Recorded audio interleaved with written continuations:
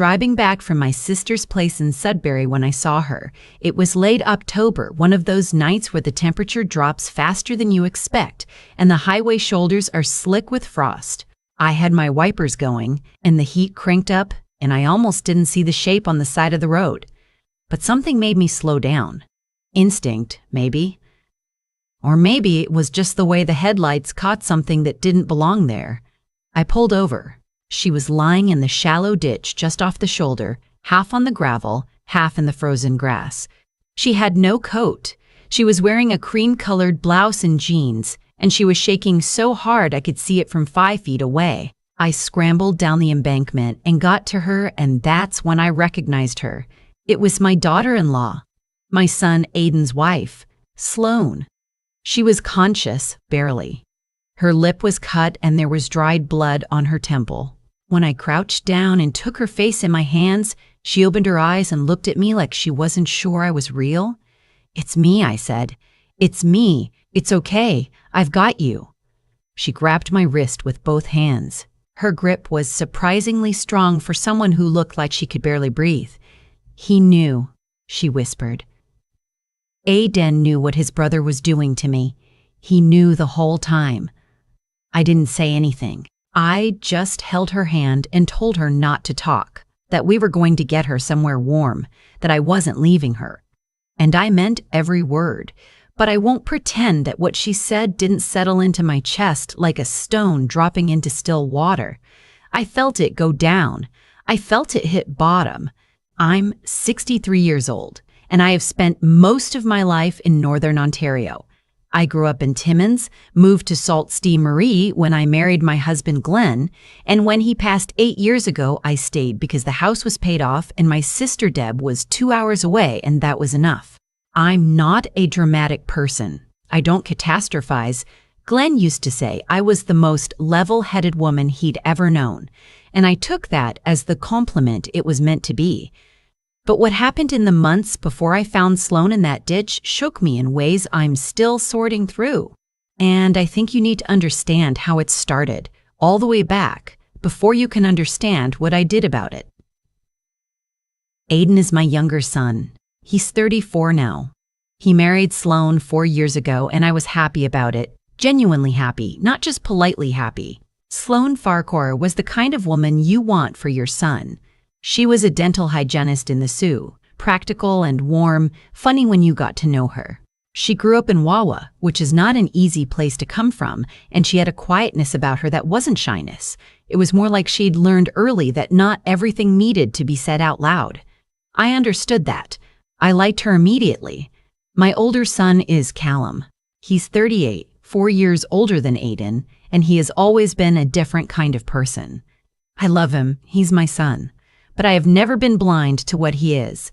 Callum is charming in the way that only works on people who don't know him well. He is generous when there's an audience and resentful when there isn't. When Glenn was alive, he kept Callum at arm's length in a way I didn't fully understand until after Glenn was gone.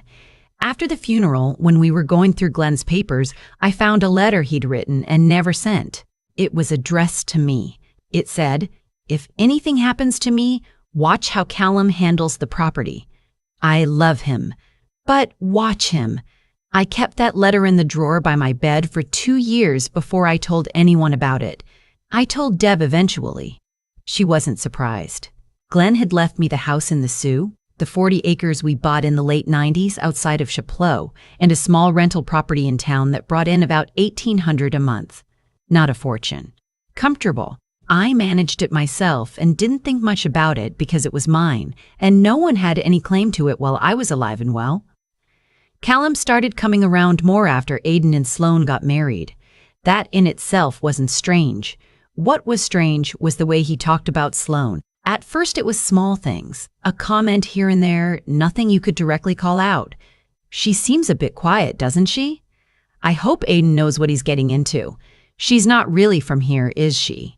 The last one stuck with me because Wawa is absolutely from here. It's 4 hours up the highway, but I let it go. Then Sloane got pregnant. It was about a year into their marriage. She called me on a Tuesday night, and she was crying with happiness, and I sat at my kitchen table and cried right along with her. Aiden got on the phone, and I could hear in his voice that he was proud and a little scared, the way young fathers are, and I thought, this is good. This is the right thing. She lost the baby at 11 weeks. I drove down to be with her, and I stayed for 4 days. Aiden was devastated, but he coped the way men of that generation sometimes cope, by going back to work too quickly, by not knowing how to sit with grief. Sloane held it together in that quiet way of hers, but I could see it in her face when she thought no one was watching. During those 4 days, Callum came by the house once. He stayed for 20 minutes, said the right things, and left. Afterward, Sloane told me something that I filed away but didn't act on at the time. She said that after he left, Aiden had gotten a text from Callum that Aiden read and then put his phone away and didn't mention. She'd seen the first line of the notification on the screen before Aiden turned it over. It said, "She was probably never really pregnant. You know how some women—" Aiden never showed her the rest of the message. He never told her it happened. She told me this quietly, standing in her kitchen while I was making soup, and then she said, "I probably shouldn't have told you that." And I said, "No, you should always tell me things like that." I meant it. I want her to tell me things. I want to know. The second pregnancy came about a year later. Sloane was more cautious this time. She didn't announce it early, didn't call people, asked Aiden to keep it quiet until they were past the first trimester. Aiden agreed. Somehow, within a week, Callum knew. I don't know for certain how. What I do know is that Callum called me one evening and mentioned it, casually, in the middle of a conversation about something else entirely. He said, "Oh, Aiden mentioned Sloane's pregnant again." Like it was nothing. Like he was commenting on the weather. I called Aiden the next day and asked him directly if he'd told his brother. There was a pause. Then Aiden said he hadn't meant to. It had come up. I said, "She asked you not to tell anyone, Aiden." He said, "I know, Mom. I know it was a mistake." I let it go.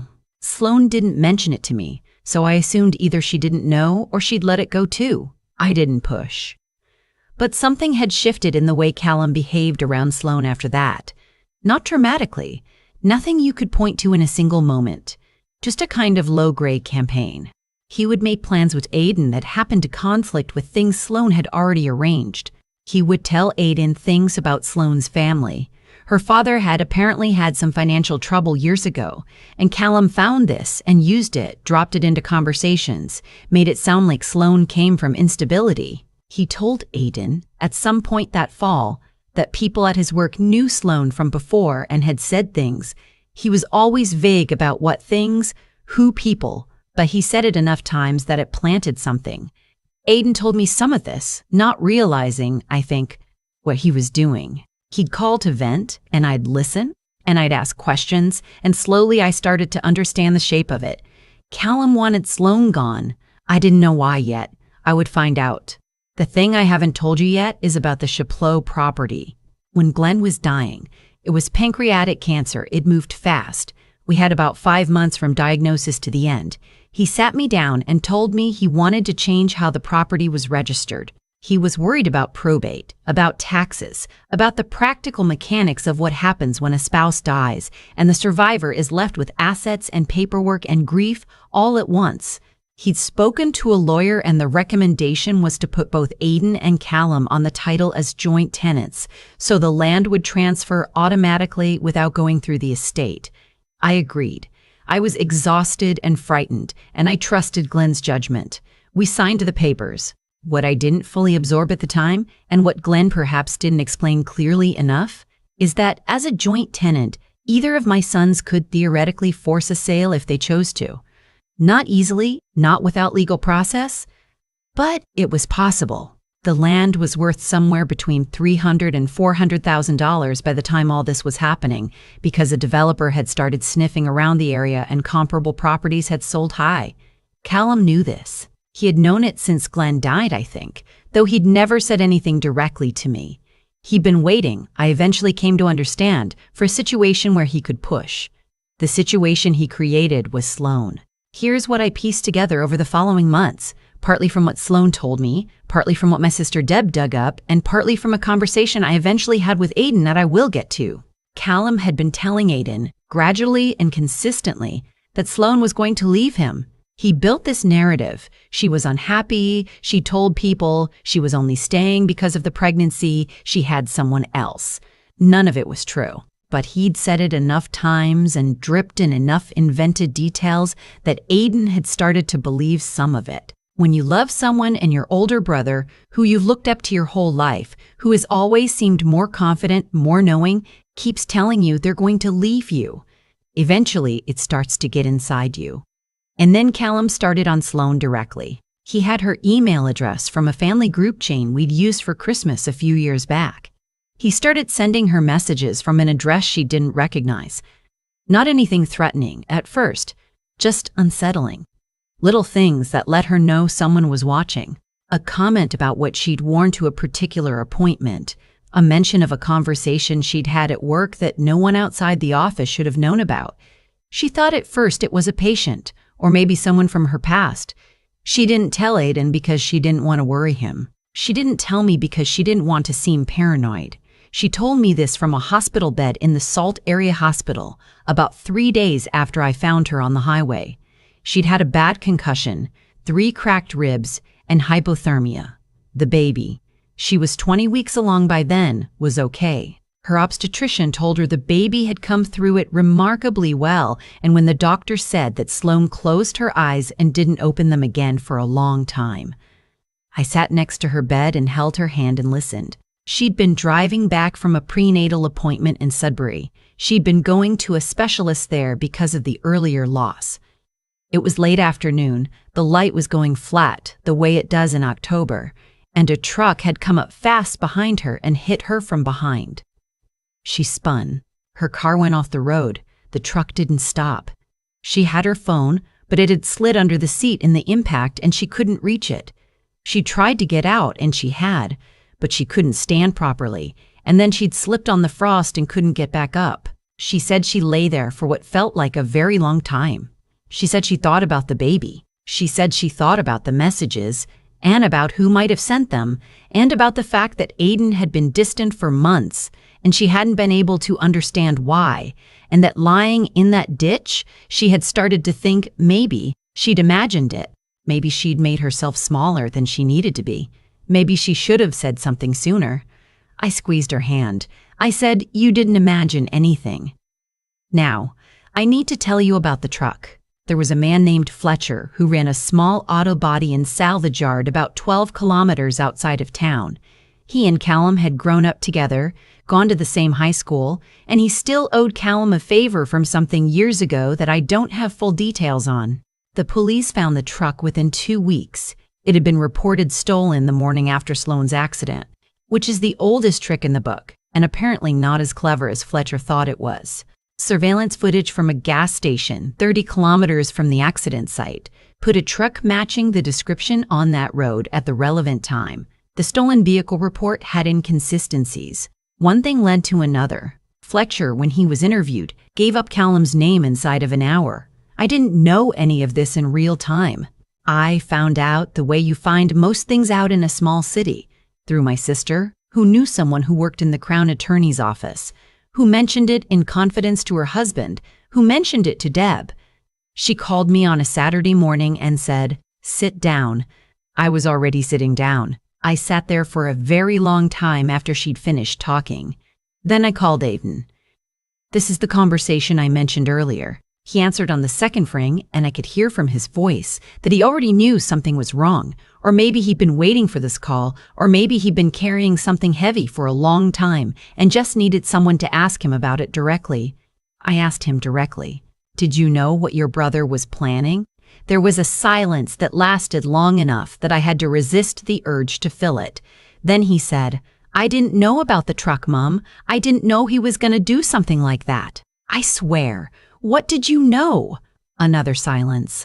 He told me he was going to scare her enough that she'd want to leave. I told him that was insane, and he said he wasn't going to hurt her. He said he was going to make her want to go back to Wawa, back to her family, and that it would be better for everyone. Better for everyone, I repeated. I know, he said. Mom, I know. I told him not to. I told him to drop it. And then he said he'd handle it, and I thought he'd backed off. I didn't think. His voice cracked. I didn't know about the highway. I didn't know about any of that. I believed him that he hadn't known about any of that. I believed him that he hadn't known about the truck. I did believe him that. What I also believed was that he had known something was coming, had chosen not to look too closely at what it was, and had let it happen by not stopping it. That is not the same as planning it. It is also not innocence. I told him that. I said it as clearly and as quietly as I could. I wasn't shouting. I wasn't crying. I was 63 years old, and I had just spent 4 days in a hospital with my daughter-in-law, and I was done being careful with this. I said, you let your brother talk you into believing things about Sloan that weren't true. You let him get into your head for months, maybe longer, and instead of talking to your wife, you went quiet on her. And then, when he told you he was going to do something to push her out of your life, you didn't tell her. You didn't tell me. You didn't tell me. You didn't say anything. She was lying in a ditch for over an hour, Aiden, in October, without a coat, 20 weeks pregnant. He was crying by then. I let him. I said, I love you, and you have a lot of work to do. Now, the property. Callum had, about 2 months before all of this happened, sent Aiden a document to sign. He'd framed it as a formality, something to do with clarifying the joint tenancy arrangement, he'd said, some administrative requirement he'd had a real estate contact explain to him. Aiden had signed it without reading it carefully and without asking a lawyer. The document, as it turned out, was not a clarification. It was an agreement that in the event either co-owner wished to sell his share, the other co-owner would not contest a partition application. In plain language, Callum had gotten Aiden to pre-agree to let the property be forced to sale. As soon as the police got involved and it became clear that Callum was going to be facing serious charges, dangerous driving causing bodily harm, criminal harassment, and a few other things the Crown was sorting through. He'd apparently decided to accelerate the property situation before anything could complicate it. He'd contacted a realtor. He'd made some calls. I found out about the document from Aiden, who found out from the realtor, who had assumed Aiden was in the loop. He was not in the loop. I called my lawyer, a woman named Rosalind who has handled my affairs since Glenn's estate and who does not waste words. I explained the situation. She was quiet for a moment, and then she said, the document Aiden signed is almost certainly enforceable, but it doesn't do anything until Callum actually files for partition, and he hasn't filed yet. If Aiden wants to contest it, he can. It'll cost money, and it'll take time, but the circumstances, criminal charges, the fact that the agreement was obtained under false pretenses about what it was for, give him grounds. What about my interest in the property? I asked. You retained a life estate when you transferred the title, she said. Glenn structured it that way. Callum can't force a sale without addressing your interest first, and with the life estate in place, his ability to proceed is significantly constrained. I said, Glenn was smarter than I gave him credit for. She laughed a little. Most of the time, yes. Here is something I want to say about the months that followed, because I think it matters. None of it was tidy. Real things never are.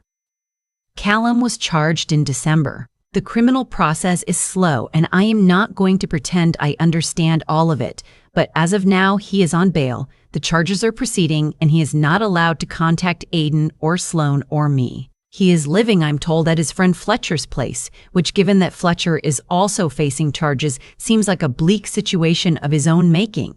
The property question is still unresolved. Aiden has retained his own lawyer, not Rosalind, someone younger who specializes in property disputes, and they are contesting Callum's ability to proceed. It will likely go to mediation. I try not to think about the money, and mostly I succeed. Aiden and Sloan are still together. That surprised some people, I think. It surprised me a little, to be honest, not because I thought she was wrong to leave, but because I thought she might need to.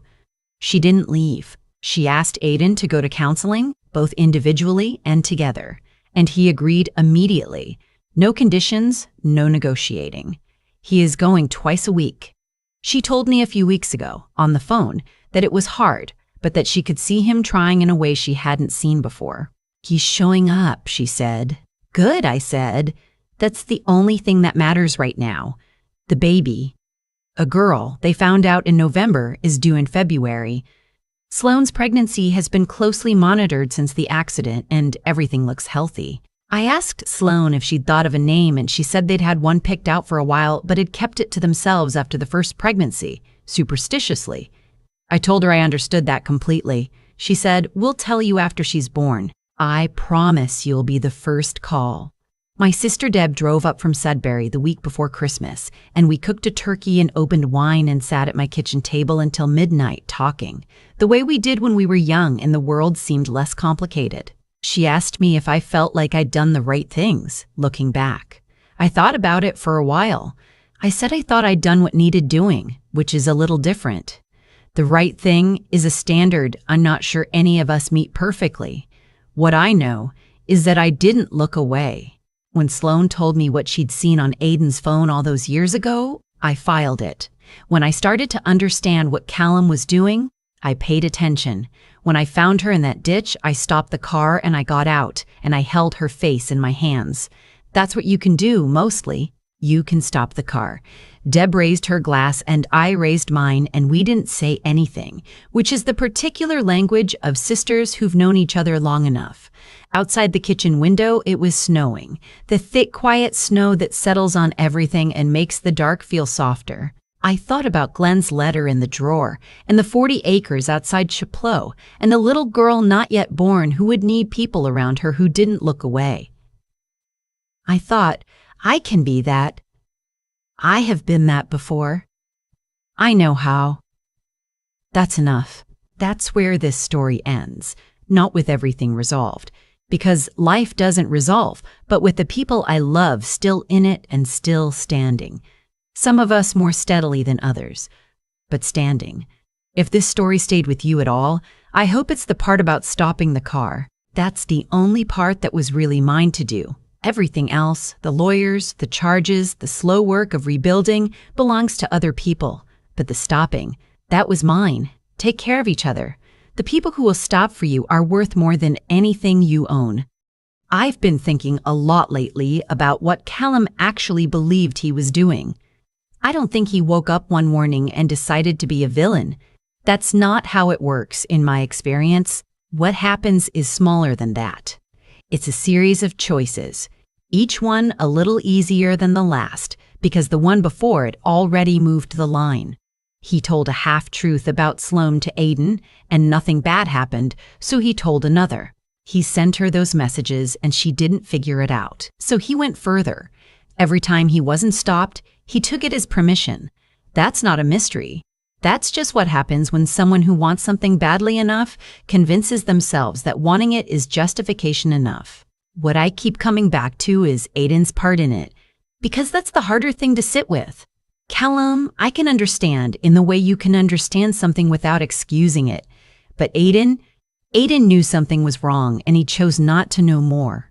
He let his brother fill the space that should have been filled with honesty.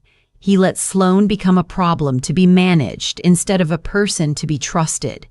And the reason he did that, I think, is because it was easier. Not because he's cruel. Because being brave with the people you love is genuinely hard, and he hadn't learned how yet. There's something I believe, not from any particular tradition or teaching, just from 63 years of watching people. The things we refuse to look at directly don't disappear. They grow. Every evasion compounds. Every silence where there should have been words adds weight to the next silence. Callum's manipulation worked as long as it did because Aiden kept choosing not to look. And Sloane lay in a ditch in October because that chain of small choices had nowhere left to go. That's not fate. That's consequence. Plain and human and entirely preventable. What I want to say about Sloane, and I want to say it clearly, is that she did nothing wrong by trusting the people around her and assuming good faith. Being trusting is not the same as being naive. She told me what she'd seen on Aiden's phone years before any of this escalated, and then she let it go because she wanted to believe in her marriage. That's not weakness, that's love, which requires a kind of courage most of us underestimate. And what I want to say about myself is that the only thing I did right was keep my eyes open. I didn't save anyone with cleverness or resources or any particular strength. I drove the same highway I've driven 100 times and I saw something that didn't belong there and I stopped. That's the whole of it.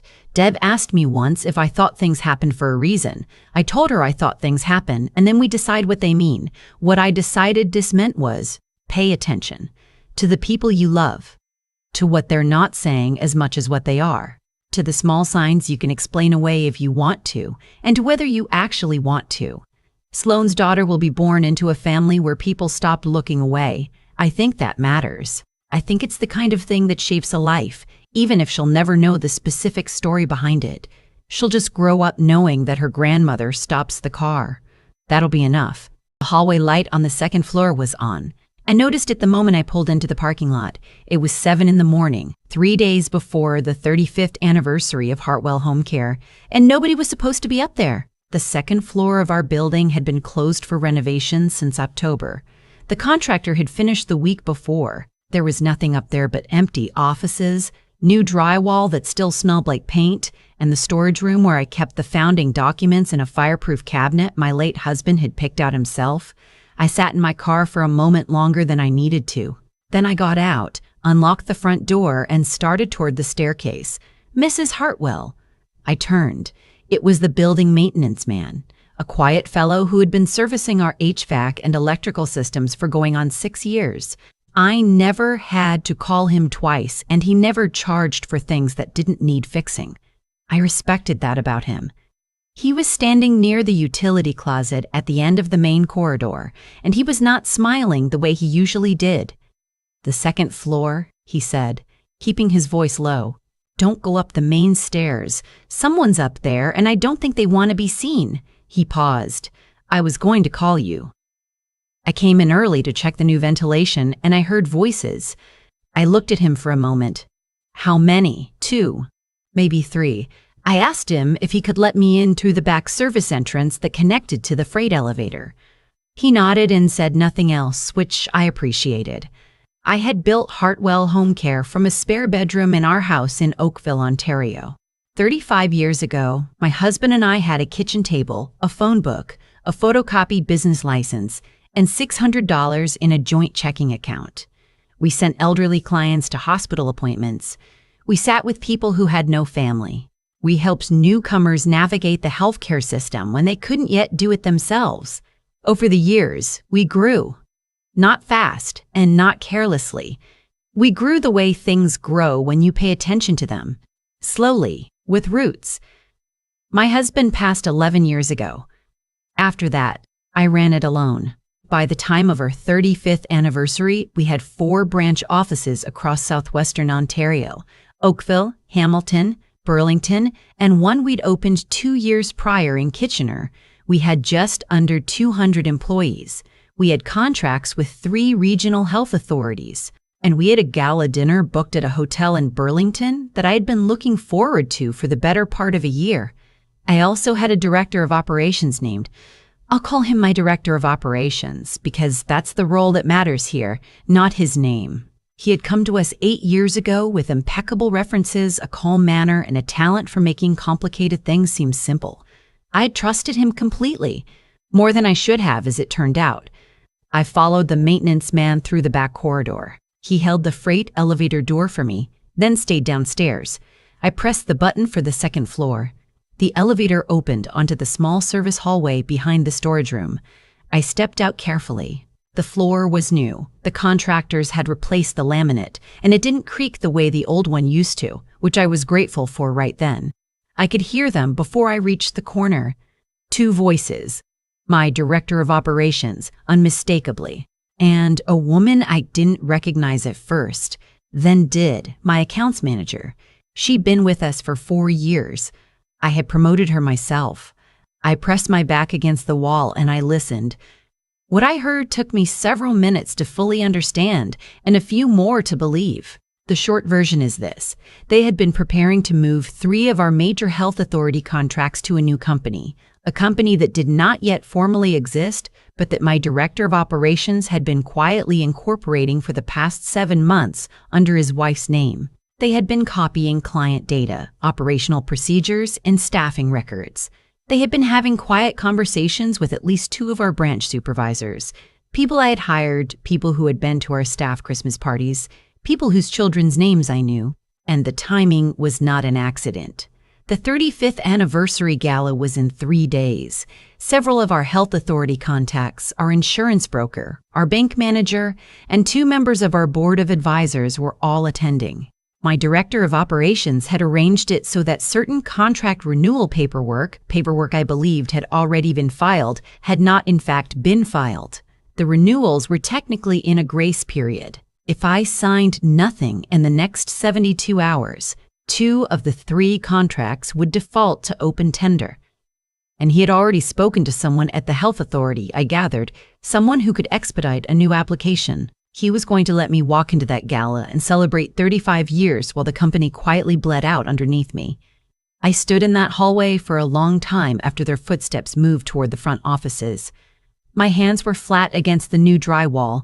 I could smell the paint. I thought about my husband, who had painted our first office himself to save money, and who had said to me the night we signed our first health authority contract that the most important thing in this business was never to mistake efficiency for loyalty. I should have remembered that sooner. I went back down in the freight elevator. The maintenance man was waiting near the utility closet. I thanked him. I asked him if he would be willing to write down exactly what he had heard and seen that morning. Time, details, everything. And he said yes without hesitation. I gave him my personal email address. He sent me a typed statement before noon. I drove home.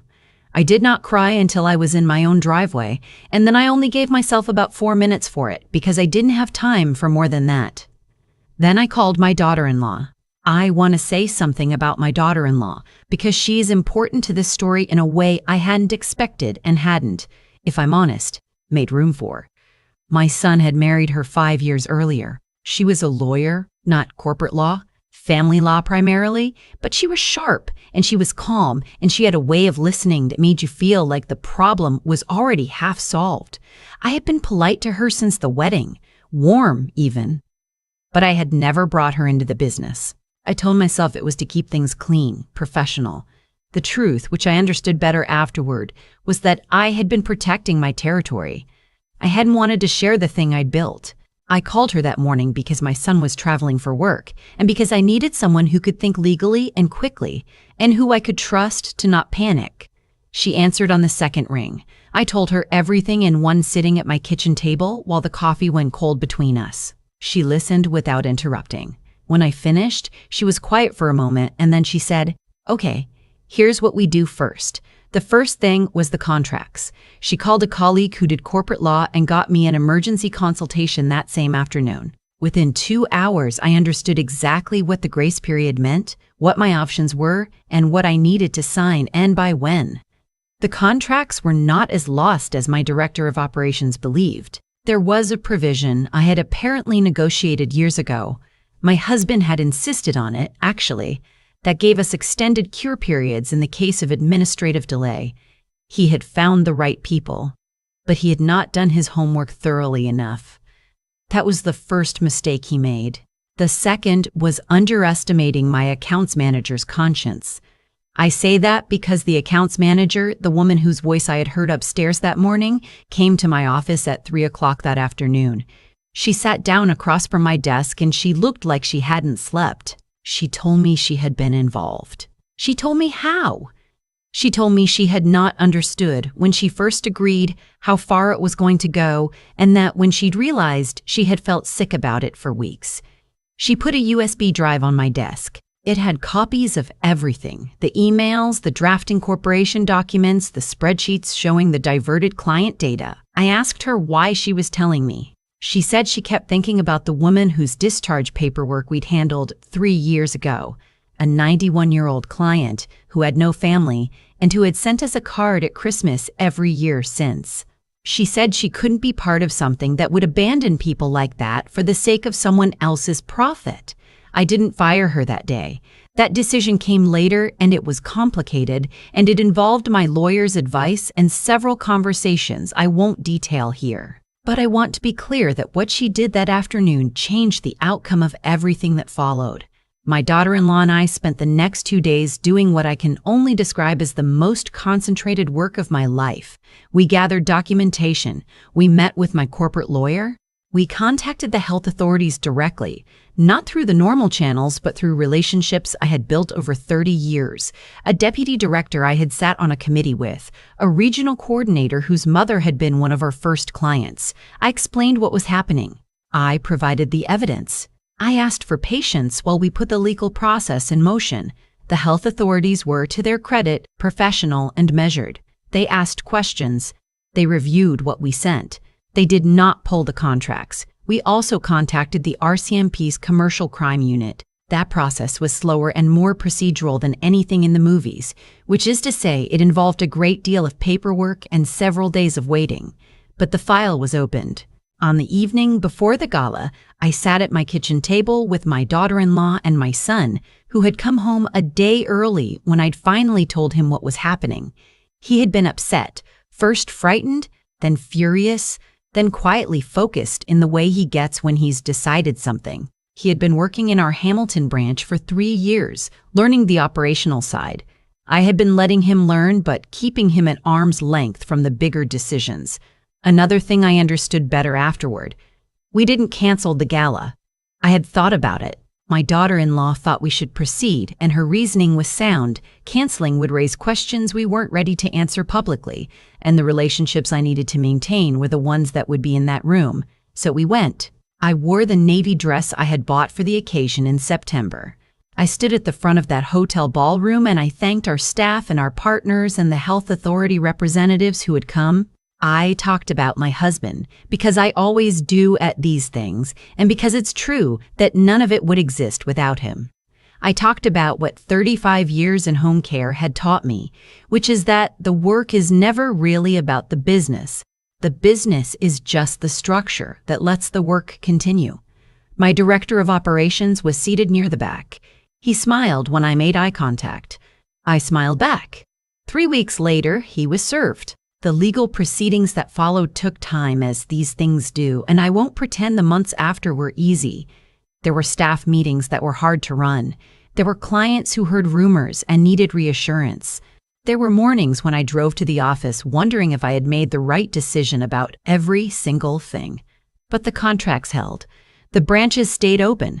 The 91-year-old woman who sends us cards at Christmas is still a client. My son is now the deputy director of operations. It's a title we created together, one that reflects what he actually does and what I actually needed, which was someone I trusted completely working beside me rather than at a comfortable distance below me.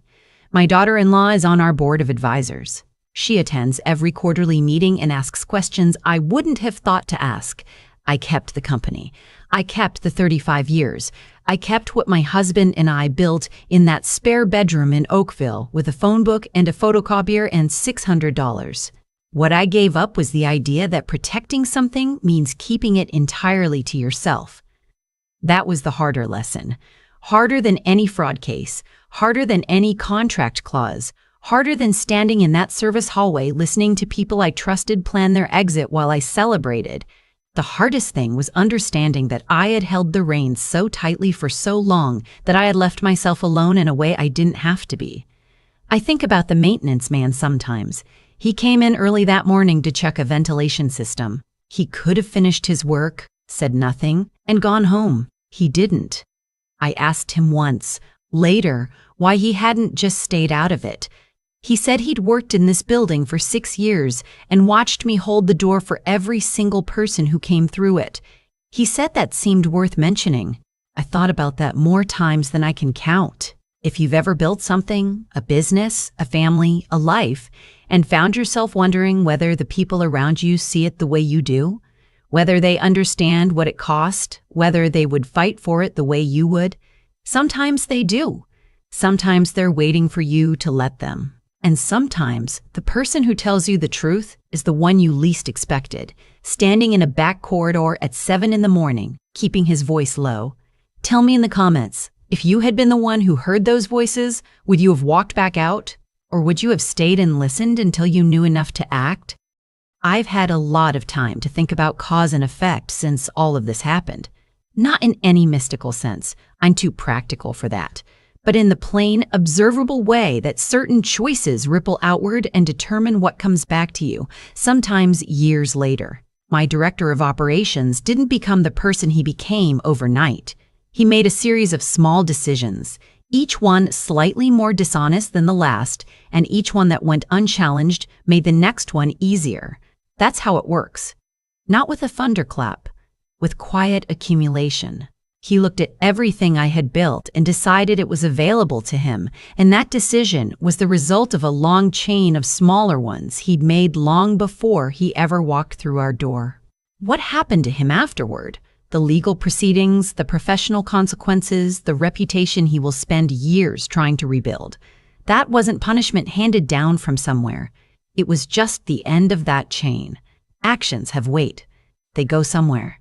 But I have to be honest about my own chain of choices, because that's what I mean when I say I believe in cause and effect without exception. I held things too tightly for too long. I told myself it was diligence. I told myself it was what the company required.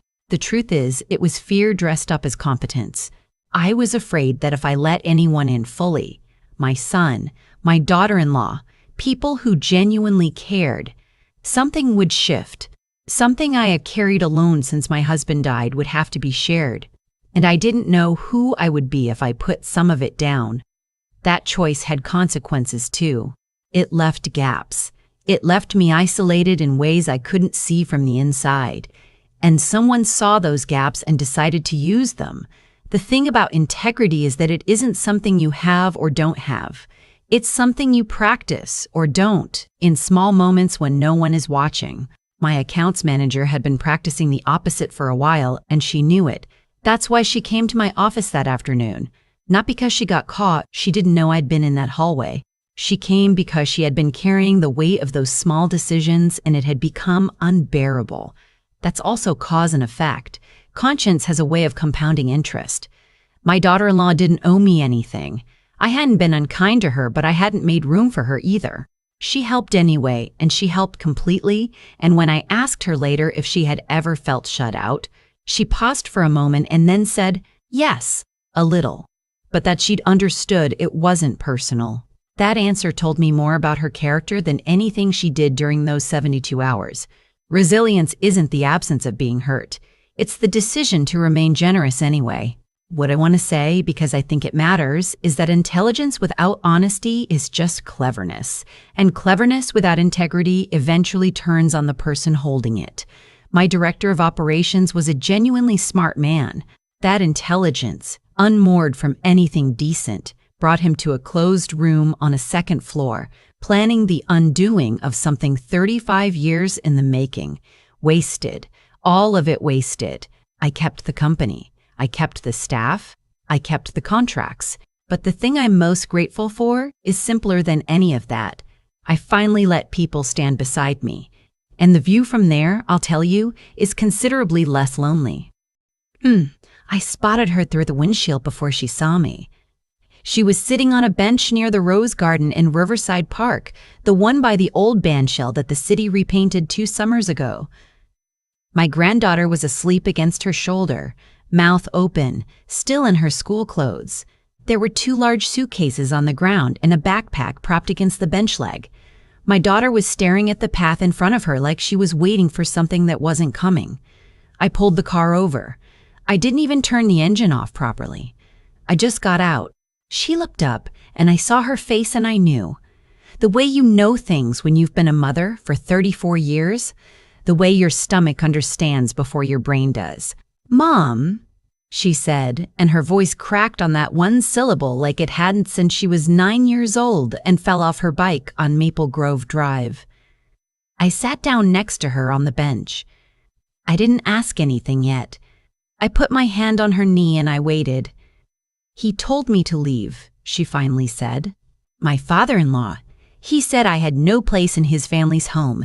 He used those words exactly. No place." She laughed, but it wasn't a real laugh. "He changed the locks while I was doing the school run. I came back and my key didn't work. There was a box of some of my things on the porch. Just some. Like he'd decided which parts of my life were allowed to leave with me." My granddaughter stirred and settled back into sleep. "And your husband?" I asked. She didn't answer right away. That was its own answer. "He said he needed time to think," she said. "He said his father had valid concerns. He said maybe some space would be good for everyone." I looked at my daughter's face. She had her father's eyes and my stubbornness, and she had spent the last 6 years building a life in that house in Oakville, decorating it, planting tomatoes in the back garden, driving her daughter to swimming lessons at the YMCA on Saturday mornings. She had done everything right by that family, and this was what right had gotten her. "Which valid concerns?" I asked. She pressed her lips together. "He thinks I married into the family for the money." His words were. She stopped, started again. "He said I came from nothing. That my background wasn't what he had in mind for his son. He said I was practical, not genuine." That's the word he used. Practical. I sat with that for a moment. I want to be honest about what I felt. I didn't feel shock. I felt something colder and more precise than shock. I felt clarity. My name is Beverly. I am 63 years old. I was born in Sudbury, Ontario, to a father who worked at the Falconbridge smelter and a mother who cleaned houses 3 days a week, and still found time to teach me and my brother how to bake bread on Sunday afternoons. I know exactly what it means to come from nothing. I also know that nothing is not a permanent condition unless you let it be. I built Callaway Property Management over 22 years. We started with 3 rental units in Hamilton and a spreadsheet on a laptop that kept overheating. Now we manage over 400 residential and commercial properties across southern Ontario. I have 41 employees. I have an office on King Street in Toronto with a view that still surprises me every morning. I kept my maiden name for the business because my father died before he saw it become something, and I wanted his name on the sign. My daughter works for me, or she did. Until her father-in-law, Gerald, decided to make a phone call. I didn't know about the phone call until 3 weeks after that bench in Riverside Park. But I'm getting ahead of myself. "Get in the car," I told her. I stood up, and I picked up the heavier of the 2 suitcases. "Wake up your daughter gently. We're going to Grandma's house, and I'm making pasta." She started to cry then quietly, the way adults cry when they've been holding it together too long, and something small and kind finally breaks through. I let her cry. I put the suitcase in the trunk, and I came back, and I held her for a minute, right there by the rose garden with the afternoon traffic going past on the road behind us. "I don't know what to do," she said into my shoulder. "I do," I said. "Come on." My daughter's name is Philippa. She goes by Pip. She has been Pip since she was 4 years old and announced at the dinner table that Philippa was too many letters and she was changing it. Her husband's name is Stuart. They met at a friend's cottage in Muskoka 8 years ago. He seemed, for a long time, like someone who was trying very hard to be a good person. I want to say that clearly because I don't think Stuart is a villain in the way his father is a villain. Stuart is something more complicated and ultimately sadder. He is a man who never figured out who he was outside of his father's opinion of him. His father, Gerald, is 68 years old. He made his money in commercial real estate development in Mississauga through the 90s and early 2000s, the kind of development that involved a lot of rezoning applications and relationships with city councilors that you'd rather not look at too closely. He retired 6 years ago and has spent that retirement attending his golf club, managing his investment portfolio, and having strong opinions about people who haven't earned his respect. He never respected me. I knew it from the first dinner at their house in Port Credit, the one with the heated driveway and the 3-car garage. Gerald shook my hand and looked at my shoes and asked what I did. I told him. He nodded like I told him I collected stamps. His wife, Marguerite, was kinder. She always was. but she had spent 40 years deferring to Gerald, and the habit was too deep to break for my benefit. What Gerald did not know, at that first dinner or at any of the dinners after it, was that Callaway Property Management had quietly become one of the larger regional property management firms in Ontario. We weren't flashy. We didn't advertise on billboards or sponsor hockey arenas. We grew by reputation and by being reliable at a time when a lot of property management in Hamilton and the Niagara region was unreliable. We had waiting lists. We turned down contracts. Gerald knew none of this because Gerald had never asked, and I had never told him because he had never asked. That is important to understand. Pip stayed with me for the first 2 weeks. She slept in her old room, the one I'd converted into a proper guest room, but that still had the little hook on the back of the door where she used to hang her swimming bag. My granddaughter, Rosie, slept on a fold-out cot and thought the whole thing was an adventure, at least for the first few days. Then she started asking when they were going home. She asked at breakfast. She asked at bedtime. She asked while she was watching cartoons on the couch with her socks pulled up and her face very serious. "We're at Grandma's house for a while," Pip would say. "But when are we going home?" Pip would look at me from across the room and I would find something very important to do in the kitchen. Stuart called twice in the first week. Both times, Pip took the phone into the guest room and came out 20 minutes later looking like she'd been rubbed down with sandpaper. He was, apparently, still processing. His father had, apparently, presented him with documentation. She didn't say what kind of documentation. I didn't push. I called my lawyer, a woman named Heather, who has handled my business affairs for 15 years and who I trust more than almost anyone. I called my accountant as well. Not because I had a plan yet, but because I wanted to know exactly where I stood before anything else happened. That is something I learned from my father, actually. He was not an educated man, but he understood that you should always know your numbers before you open your mouth in a negotiation. Even if the other side doesn't know there's a negotiation happening yet, the phone call came in the third week on a Tuesday. Gerald called my office line. He asked my assistant, a very capable young man named Thomas, to put him through. Thomas is excellent at reading situations, and he asked Gerald if he could share the nature of the call. Gerald said it was a personal matter related to a family situation. Thomas put him through. "Beverly," Gerald said, like he'd been rehearsing the name. "Gerald," I said. I did not tell him he could call me Bev. He spoke for several minutes. The substance of it was this. He had become aware, through what he described as due diligence, that Pip had been using her position at my company to access confidential property records and client information. He believed she had been sharing that information with a competing firm. He described this as a serious breach of professional ethics. He said he had documented evidence. He said he was prepared to report this to the Real Estate Council of Ontario if necessary. He said he hoped we could handle this as a family. He said he hoped we could handle this as a family. I wrote that phrase down on the notepad on my desk and underlined it twice. "I appreciate you calling me directly," I said when he was finished. "I thought it was the right thing to do," he said. "Family to family." I said. "I'll look into it. Give me a few days." I put down the phone and I sat in my office chair and I looked out at the view of King Street and I thought about what he had just done. He hadn't called to handle something. He had called to threaten me. He had found a story, assembled some version of it, and called to tell me he was holding it. The real message was, back off. Let this go quietly. Don't make trouble. Your daughter made her bed.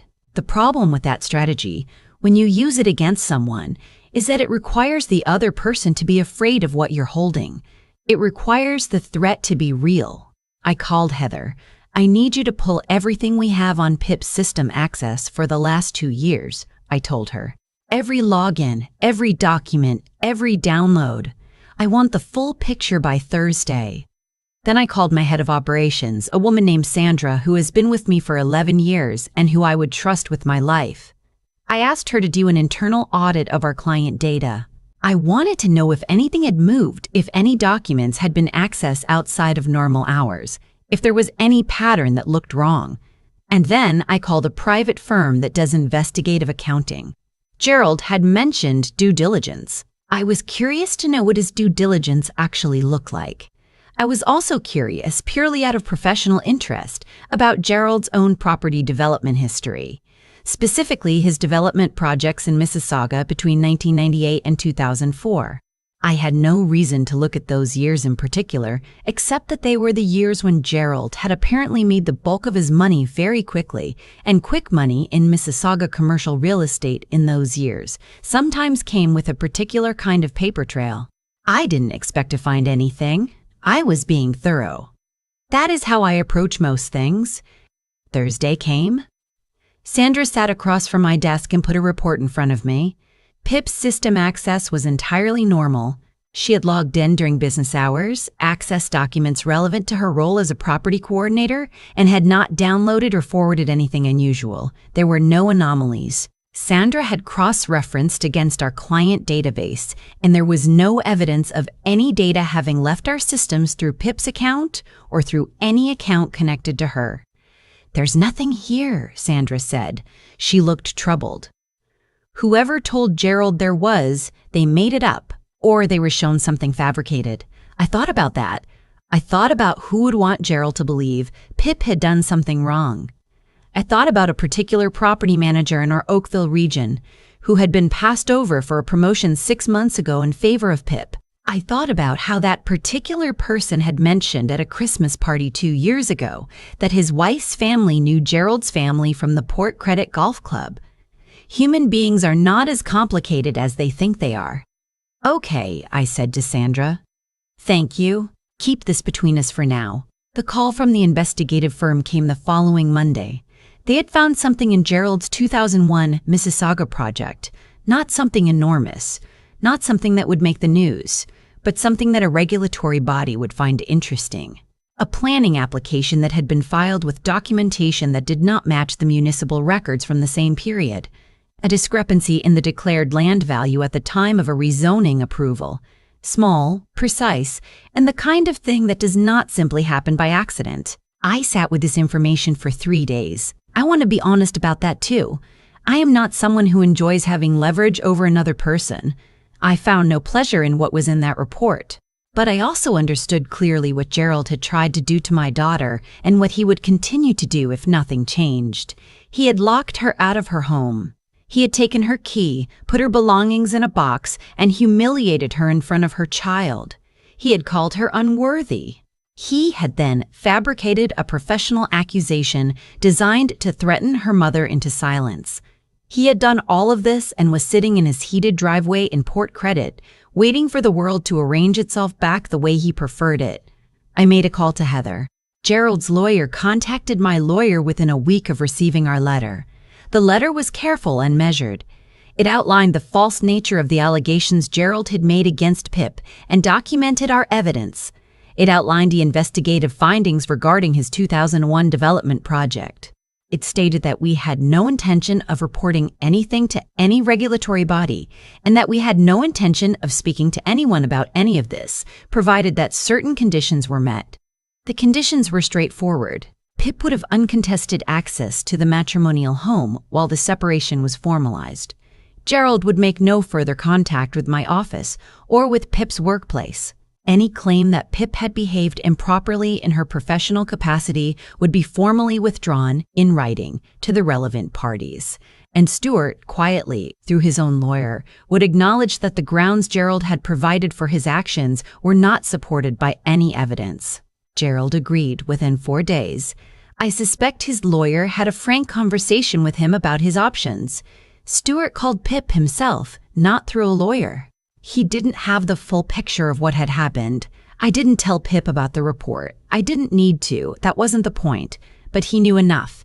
He had found out that his father had called my office.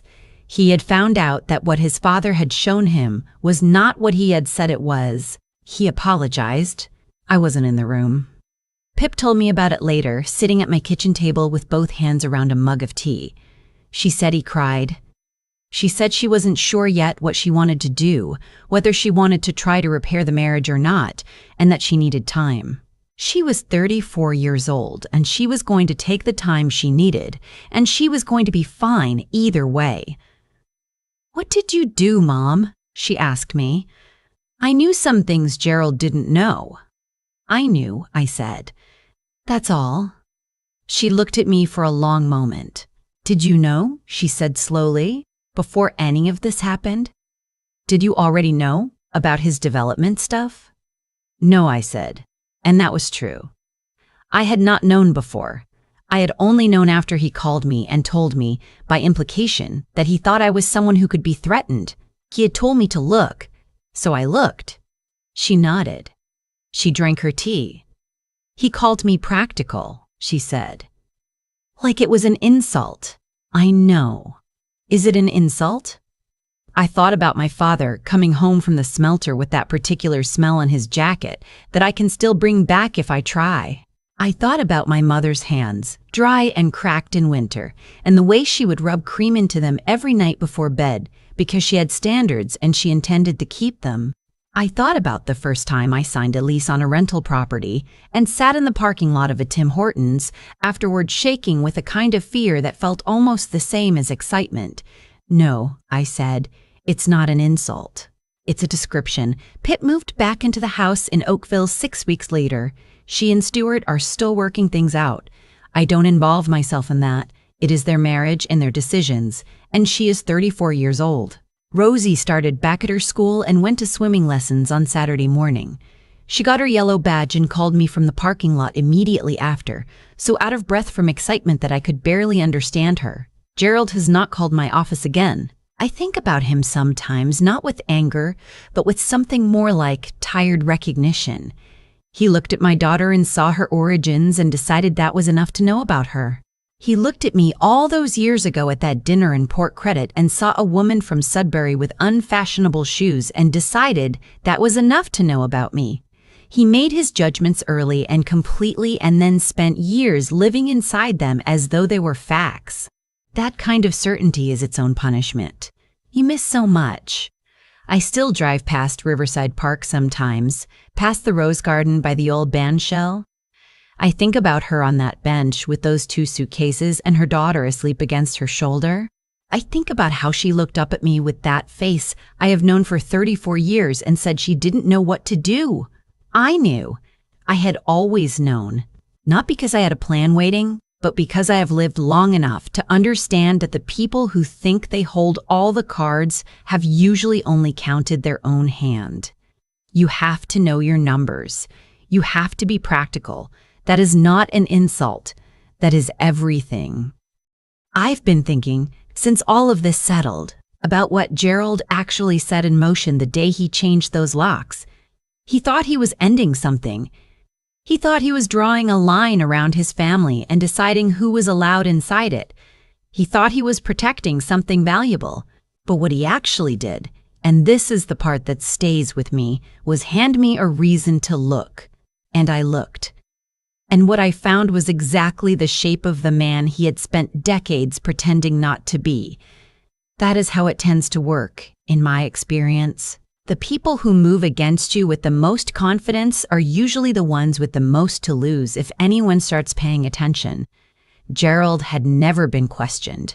His money had arrived early enough in his life that he'd been able to build a whole identity around it, and that identity required everyone around him to accept the terms he set. His son accepted them. His wife had accepted them for 40 years. He expected me to accept them too. He did not know that I had been questioned my entire life. I had been questioned when I walked into my first bank meeting in Hamilton with a business plan, and they kept asking to speak to my husband. I had been questioned when I tried to lease commercial space in a building whose owner didn't think a woman from Sudbury with no family money had any business being there.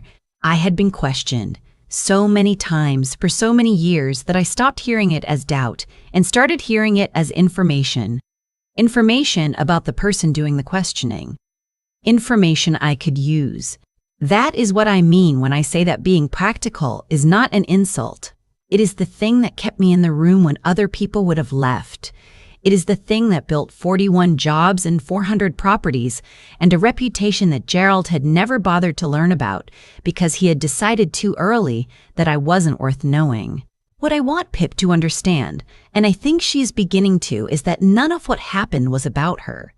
Not really. Gerald did not look at her and see her. He looked at her and saw a category, a background, an origin, and he responded to the category, not the person. That is an enormous amount of work to do to another human being. It takes a particular kind of moral laziness to move through the world that way, flattening people into the story you've already decided about them. The cost of that laziness is what I saw play out over those 6 weeks. Gerald lost the leverage he thought he had the moment he used it because he had aimed it at someone who had nothing to hide, and the only thing he turned up when my people started looking was his own history. That is the quiet logic of how things tend to balance out, not magically, not overnight, but consistently, and with a kind of patience that outlasts whatever advantage the other person thinks they have. Rosie got her yellow swimming badge. Pip is figuring out what she wants her life to look like. The house in Oakville still has tomatoes growing in the back garden. And I still drive past that bench in Riverside Park sometimes, and I think about how small she looked and how much she didn't know about what I was about to do. And I think that is what a mother is for, not to rescue.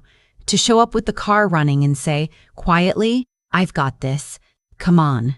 I knew something was wrong the moment he asked about the deed. Not the first time he asked. Not even the second. It was the third time, sitting at my kitchen table with a cup of tea I'd made him, smiling at me with that open, easy smile. That was when I felt it. Something cold just beneath my ribs. I smiled back and changed the subject, and I told myself I was being a suspicious old woman. I wish I had trusted that feeling sooner. My name is Bet. No, wait, that's already on the list. My name is Wilda. No.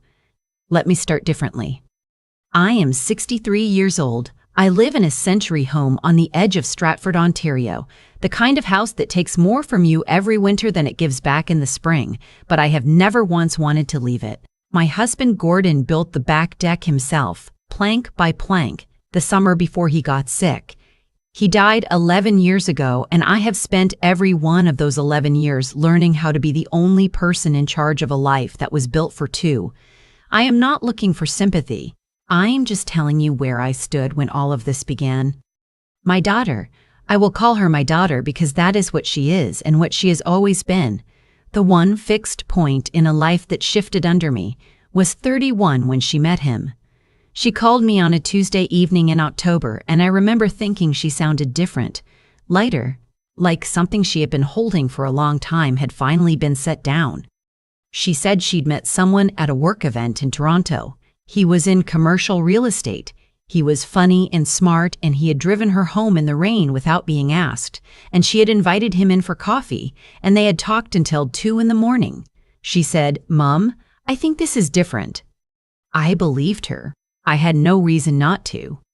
He came to Stratford for the first time in December, just before Christmas. I made a roast because that is what I do when I want to make someone feel welcome, and I set the table properly. The good dishes, cloth napkins, the ones Gordon's mother left me. I wanted my daughter's new person to feel that he mattered. He brought wine. He offered to help with the dishes. He told me the house was beautiful. And then, over dessert, he asked how long I'd owned it. I told him over 30 years. He nodded and said property in this part of Ontario had really held its value, hadn't it? I agreed. He asked if I'd ever thought about selling, now that it was just me rattling around in the place. I said no, never. He smiled and said he understood completely, that it had sentimental value. That of course it did. That was it. That was the first time. I didn't think anything of it. He and my daughter became serious quickly. By March, he had a drawer at her apartment in Toronto. By June, they were talking about moving in together. I drove down twice that spring, and both times he was there, friendly and attentive, filling her wine glass before it was empty, laughing at my stories about the theater season. He was the kind of man who knew how to be in a room. I told myself I was lucky. The second time he asked about the house was in April. We were walking in the backyard after dinner, looking at the garden coming back. He asked if the property went all the way to the fence line or further. I told him it went to the fence and another 40 feet behind it, backing onto a neighboring lot.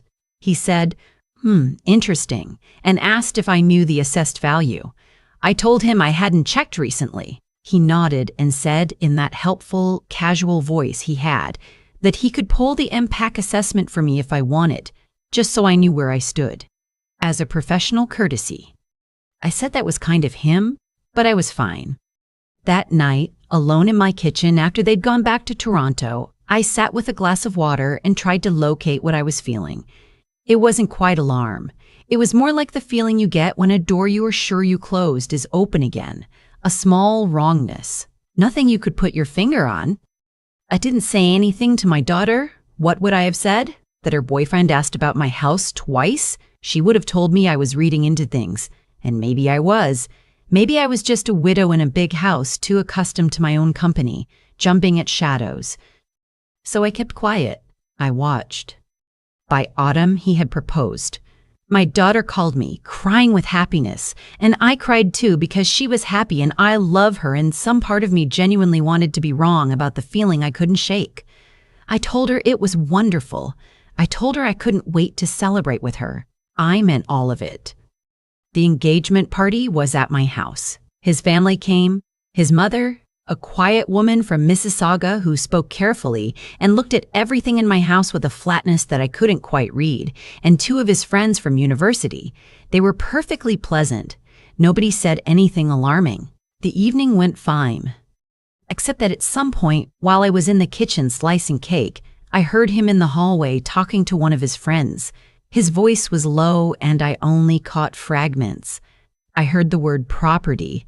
I heard the phrase, worth holding on to. I heard him say, once she's comfortable with us. I stood very still with the cake knife in my hand.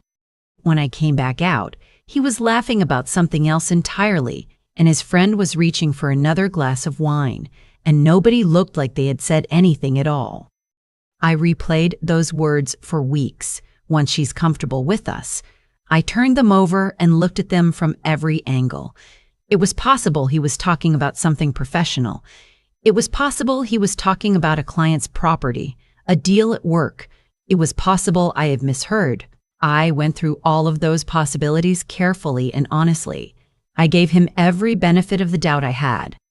And then, in January, he asked a third time.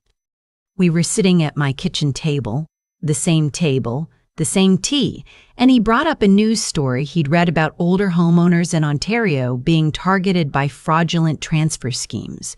He said it was terrible, all these seniors losing their homes. He said he worried about me being on my own, that these things happened more than people realized. He said he'd feel better if he knew I had the title properly secured. He said he could look into it for me, as a professional, just to make sure everything was in order. The deed, he said. Had anyone looked at the deed recently? I looked at him across my kitchen table, at the open face and the easy smile, and I made myself sound exactly as grateful and slightly confused as a woman who didn't understand what she was hearing would sound. I said, oh goodness, I wouldn't even know where to start with that, and he said he would take care of it, not to worry. I said I'd think about it. That night I called my solicitor. Her name is Annette. She has handled my affairs since Gordon died, and she knows this property better than I do. I told her what had been said all 3 times, including the fragment I'd overheard at the party. I told her about the assessed value question and the impact offer and the deed comment. I read it back to myself as I was saying it, and I heard for the first time with full clarity that it was not a coincidence.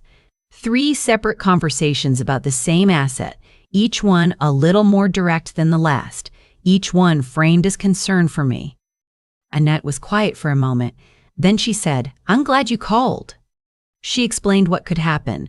She explained the mechanisms, power of attorney obtained under false pretenses, title transfers made to look voluntary, the slow erosion of a person's decision-making capacity documented and weaponized. She said she had seen it before. Not often, but she had seen it. She said the most important thing was that I not let him near any paperwork ever for any reason.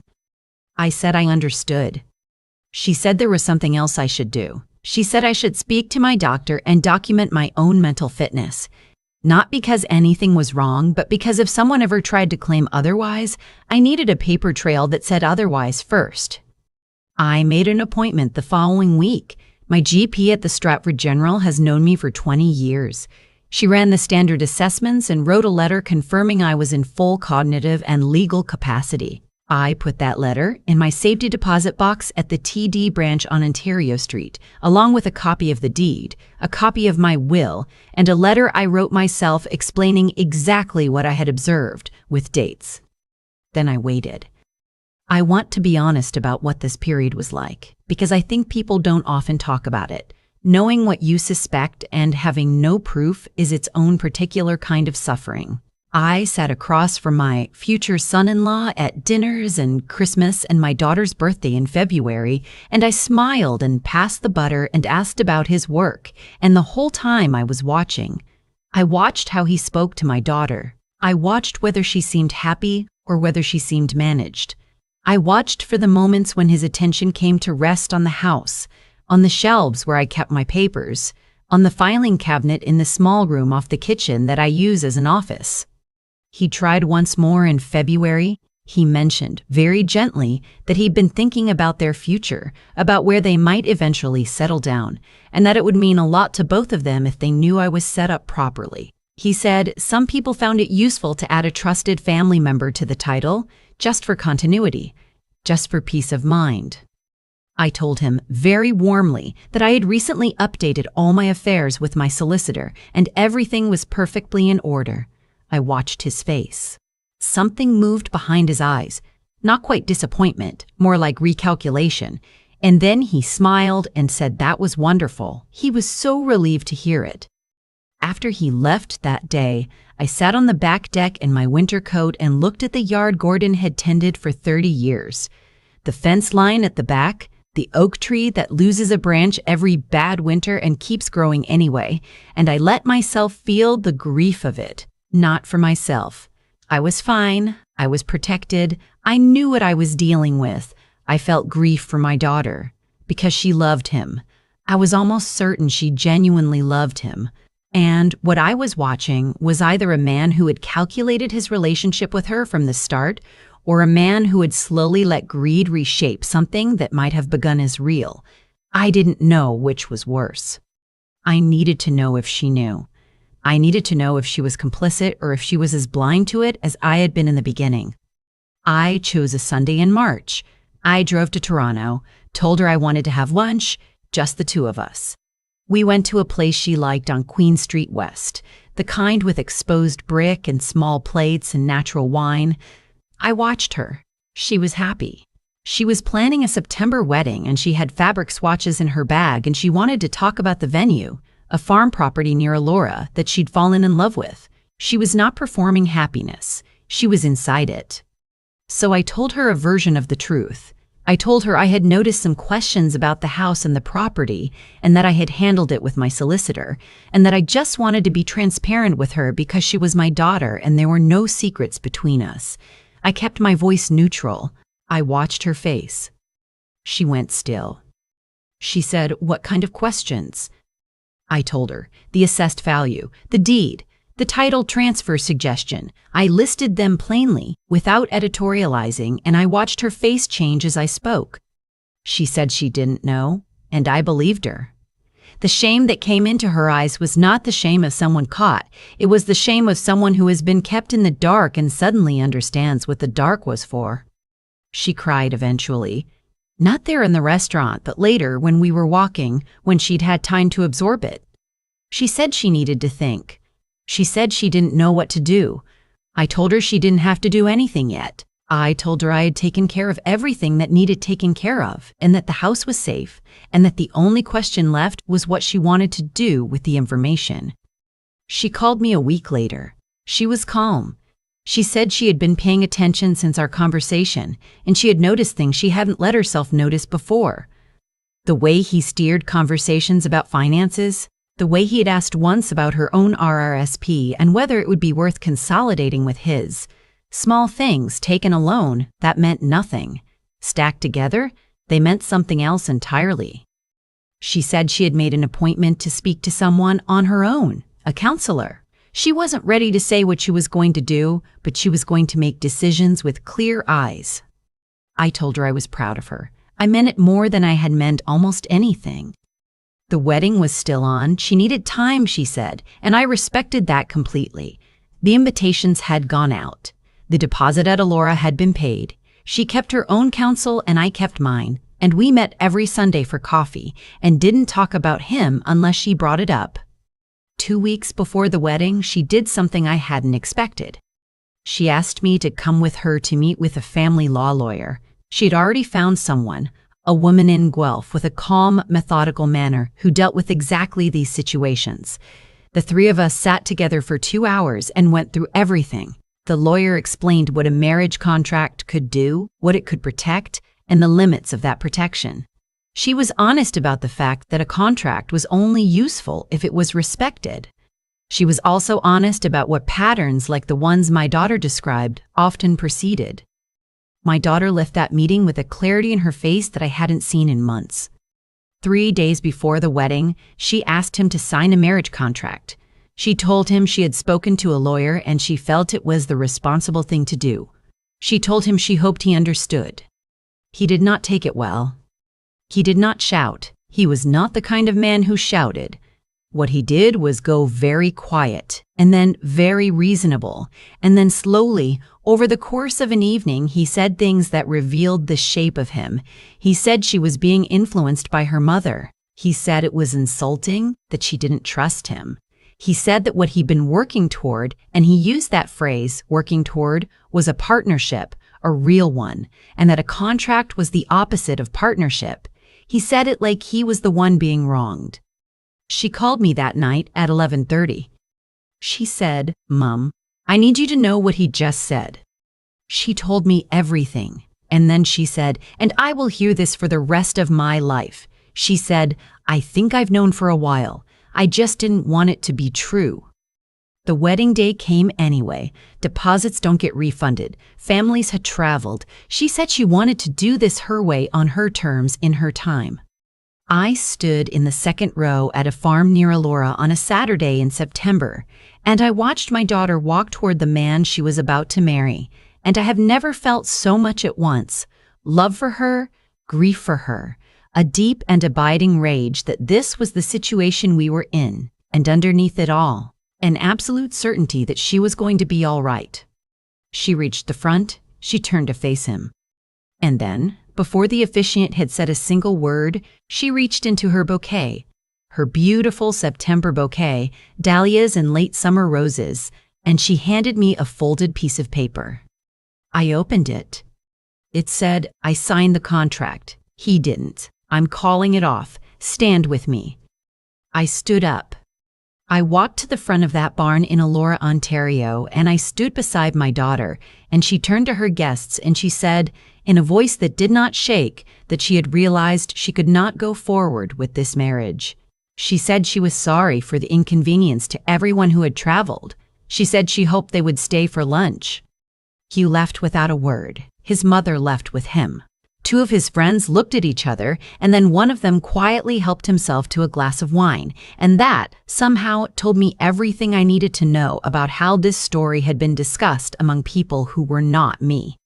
The guests stayed. They were confused at first, and then slowly, as the afternoon went on, something else took hold, a warmth, a closing around her that I have only ever seen in small communities, in places where people have known each other long enough to know when someone needs to be held up. Her friends from university drove from Kitchener and didn't ask a single question. Her father's sister, who was nearly 70 and flew in from Halifax, told her she was the bravest woman in the room. She was. I drove home to Stratford that evening alone, through the flat farmland west of Guelph, with the windows down and the September air coming in, and I thought about Gordon's deck, and the fence line and the oak tree, and I thought about all the ways a life can be protected, and all the ways it can't. And I thought about the woman my daughter is becoming, which is something I could not have predicted and could not have designed, and which is better than anything I would have hoped for her when she was small. I have not heard from him since that day. My solicitor confirmed 6 weeks later that there had been a quiet inquiry made, not by him directly, but through a third party, about whether the title on my property might be disputed through common law provisions triggered by the engagement period. Annette handled it with 1 letter. She told me about it after the fact, very matter-of-factly, the way she handles everything. I thanked her. I went home and I made tea and I sat at my kitchen table, the same chairs, and I thought about the first time he sat across from me with his easy smile and asked about the deed. I didn't feel angry. I had felt angry for a long time, somewhere underneath everything. But sitting there in my kitchen in the October light, I mostly felt grateful. Grateful that I had listened to the thing beneath my ribs. Grateful that my daughter had a lawyer she trusted and a mother she called at 11:30 at night. Grateful that the house was still mine and the deck Gordon built was still standing out back, and the oak tree would lose another branch this winter and keep going anyway. My daughter is doing well. She took some time and then she went back to work, and she called me every Sunday and we talked about things that had nothing to do with any of this. Her garden on the balcony, a novel she was reading, whether the theater festival was worth the drive this season. She sounds like herself again. She sounds lighter, the way she did that Tuesday in October 3 years ago, before any of this started. I am telling this story because I know there are women like me in houses like mine who feel that small, cold thing beneath their ribs and talk themselves out of it. I know how easy it is to decide you are being unfair, that you are too suspicious, that love is meant to be given freely, and suspicion is the opposite of love. But I have learned that love and clear-sightedness are not opposites. You can love someone completely and still look at what is happening with open eyes.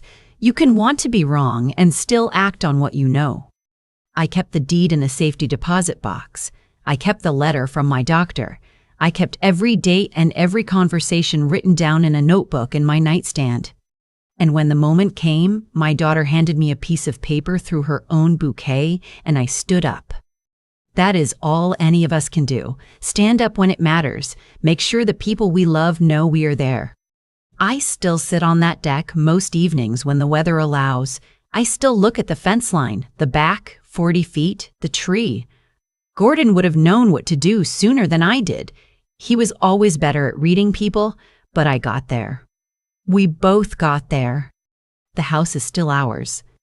I still think about that kitchen table. The same table where he sat across from me 3 separate times, asking about the deed in 3 different ways, each time with that same open face. And I think about how close I came to dismissing what I felt, that cold, quiet thing beneath my ribs that I kept trying to explain away as suspicion, as unfairness, as the particular loneliness of a woman who has lived alone too long.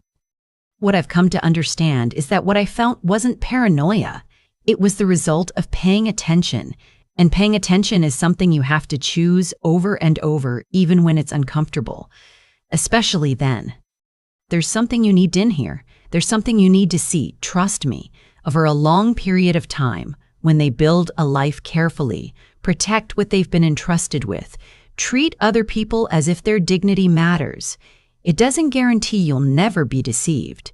What it does is give you a foundation solid enough to stand on when the deception eventually shows itself.